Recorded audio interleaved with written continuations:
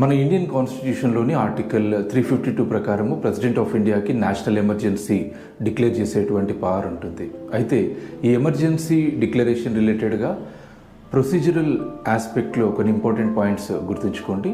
ఒకటి, క్యాబినెట్ నుంచి return communication అందిన తర్వాత మాత్రమే president of India national emergency declare చేయగలుగుతారు.